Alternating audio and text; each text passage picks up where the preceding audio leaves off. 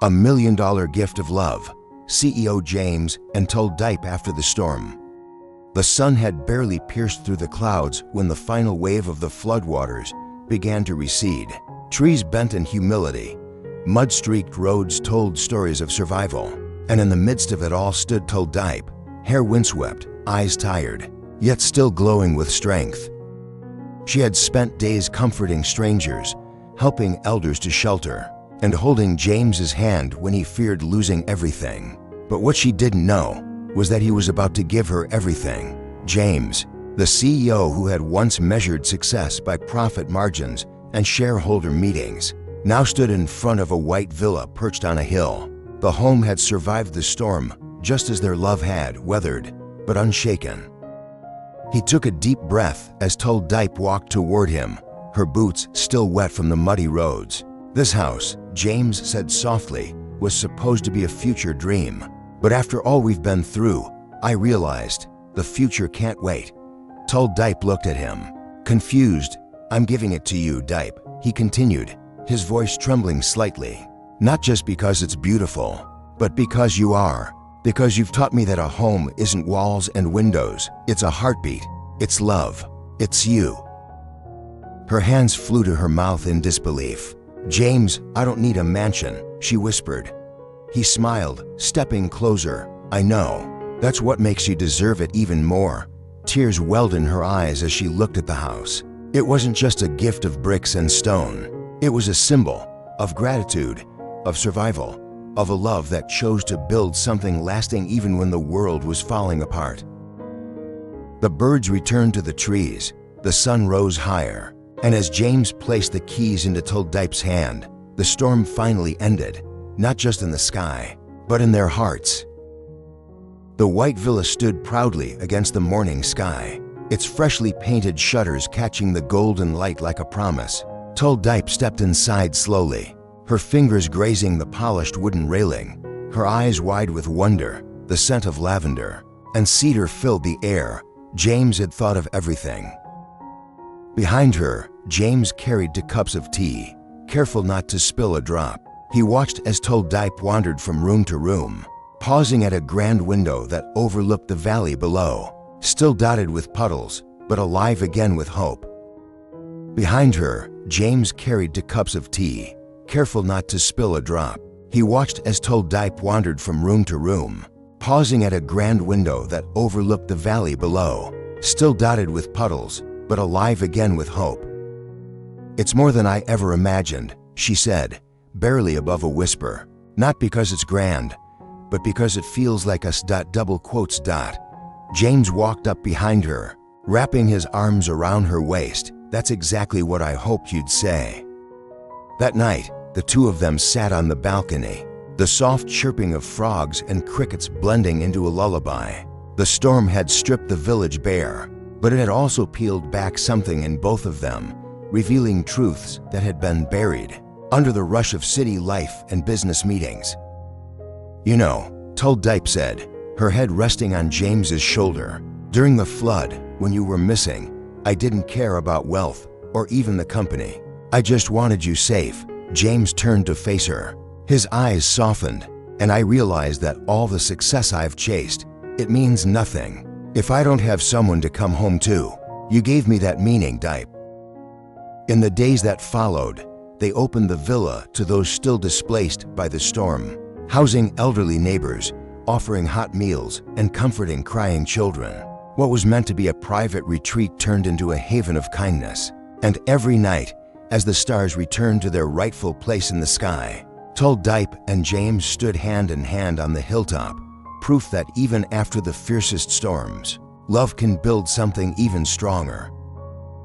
A few days after moving into the million-dollar villa, told Dipe was dusting the bookshelf in the study when her fingers brushed against an uneven panel. Curious, she pressed it gently, and to her surprise, a small drawer slid out with a soft click. Inside was a velvet box, a faded photograph, and a handwritten letter sealed with James's initials. Her heart pounded. She opened the box first. Inside, nestled in blue satin, was a delicate necklace, a rose-shaped pendant made from mother of pearl and gold. It shimmered like a secret under the sunlight. She picked it up, tears stinging her eyes. Then she unfolded the letter. "My dearest Told Dipe, if you're reading this, it means we've weathered the storm, both outside and inside our hearts. This house isn't just bricks and stone. It's the home I dreamed of building for you, long before I had the courage to say it out loud. The rose pendant belonged to my mother. She gave it to me with the hope that one day I would find a woman strong enough to love through disaster, through silence, through everything. That woman is you. Welcome home, James." Told Dipe held the letter to her chest. Her breath trembled. She felt every word, every pause, like a promise whispered beneath the rain. Just then, James stepped in quietly, watching her from the doorway. "You found it," he said softly, walking toward her. She turned, eyes shining. "You planned all of this?" James nodded. "Not just the house. My whole life was unknowingly being built for you." They embraced in silence, the pendant warm between them, a symbol of legacy, survival, and love. That night, as they stood on the terrace and watched the village slowly recover, Told Dipe knew storms may come and go, but some things, like love, like home, are built to last. The morning sun cast golden beams over the village, glistening off the rooftops still damp from the receding floodwaters. Birds chirped hesitantly, as if unsure whether it was safe to sing again. In the heart of the village, Told Dipe and James stood hand in hand before a gathering of neighbors and volunteers. The once muddy streets were lined with handmade lanterns, fresh flowers, and smiling faces, a celebration of survival, of unity, and of quiet heroes. James stepped forward, clearing his throat. "This village welcomed me when I was lost," he began, voice steady. "And when the flood came, it showed me what real strength looks like, not just in walls or wealth, but in the hands of the people who built them back up." Told Dipe, "And I want to give something back." With a nod, a truck pulled up behind them, revealing crates of supplies, building materials, clean water tanks, farming tools, and food. But more than that, blueprints. "We're starting a community center," Told Dipe added with a warm smile. "A place for children to learn, for families to gather, and for everyone to find shelter when storms come again." The crowd erupted in grateful applause, some even moved to tears. The mayor stepped forward and hugged them both, his voice hoarse with emotion. "You didn't just survive the storm," he said. "You brought light after it." Later that night, as music drifted through the village and lanterns danced in the breeze, James and Told Dipe sat quietly beneath the stars. She leaned on his shoulder. "Do you ever miss the city?" He smiled, watching children chase fireflies. "Not when I've found everything I need here. Not when I have you." She turned to him, her eyes filled with a glow no mansion or spotlight could ever match. "Then let's build this life, together, and with a kiss that sealed more than love. A shared purpose, a shared home." They stepped forward into a future shaped not by fortune, but by faith in each other. Just when the days had begun to feel like peaceful routine, mornings in the garden, afternoons at the new community center, evenings under the stars, an unexpected letter arrived. It was delivered by a young man in a dark coat, soaked from the remnants of the recent rain. He handed the envelope to James with a polite bow and left without saying much.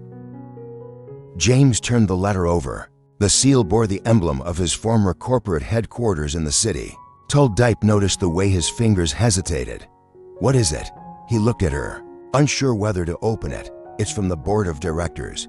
I haven't heard from them since the flood." She gently took his hand. "No matter what it says, we face it together." With a nod, James broke the seal and read silently. The village wind whispered around them as he scanned the words.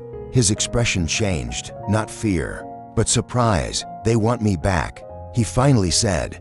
"The board says the company is unstable. Shareholders are leaving. They believe only I can save it, and they're offering full control." With a nod, James broke the seal and read silently. The village wind whispered around them as he scanned the words.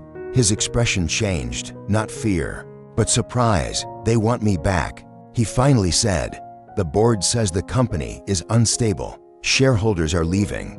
They believe only I can save it, and they're offering full control." She looked into his eyes, firm and kind. "You don't have to ask. I made my choice the day I stayed by your side during the storm. Whether it's here in the village or up in a skyscraper, I'm with you." James pulled her into an embrace, the kind that said more than words ever could. "Then let's go," he whispered, "but not to chase power. This time, we bring our light with us, what we learned here, what we built together."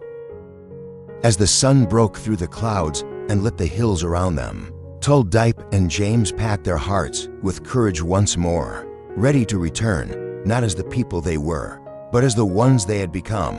They would rise again, not just to rebuild a company, but to inspire a world. In the heart of chaos and nature's fury, one truth stood tall. Love is not tested in comfort, but in crisis. When CEO James lost his way in the flood and Tul Dipe stayed awake all night worrying, we saw that true love is not about grand gestures or luxury homes. It is about presence, loyalty, and the quiet strength of standing by each other when the world falls apart. When they postponed their flight to stay and help a village fight off a disaster, they chose compassion over convenience. That was a lesson not only in love, but in humanity. And when James prepared to gift Tul Dipe $1 million home, he didn't do it to impress her. He did it to offer her safety, stability, and a future, showing that gifts mean more when they come from the heart, not the wallet. The greatest lesson of all: no storm lasts forever, but the people who walk with you through it. They are your home in life. What matters most is not how far you go or how high you climb, but who you choose to hold hands with when the rain begins to fall. As the floodwaters receded, leaving behind mud, broken roads, and collapsed homes, one thing remained unshaken: the bond between Tul Dipe and James. They didn't just survive the storm, they grew through it. James, once a powerful CEO defined by success and numbers, learned humility, not from a boardroom, but from villagers sharing rice in the dark. Tul Dipe, once a quiet girl selling produce at the market, discovered her voice, comforting neighbors, organizing rescue efforts, and holding James's hand through the fear of uncertainty. True love doesn't just thrive in sunny days, it shines brightest in the storm. This experience taught them both that strength isn't always loud. Sometimes it's the quiet decision to stay when leaving is easier. Wealth isn't counted in money, but in the hearts you touch. And home is not a place, but a person who believes in you even when you're lost. In the end, the greatest gift wasn't the $1 million house, the survival through disaster, or the return to safety. It was the unshakable trust they built, not overnight, but brick by brick, tier by tier, moment by moment. Their story reminds us that love is a promise whispered in fear, held strong in hardship, and kept sacred even when everything else falls away.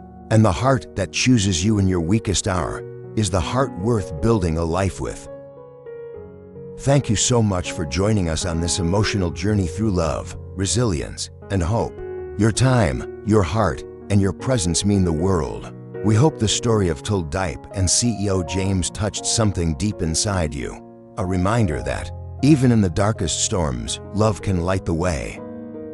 Please don't forget to come back. More chapters, more emotions, and more unforgettable moments await.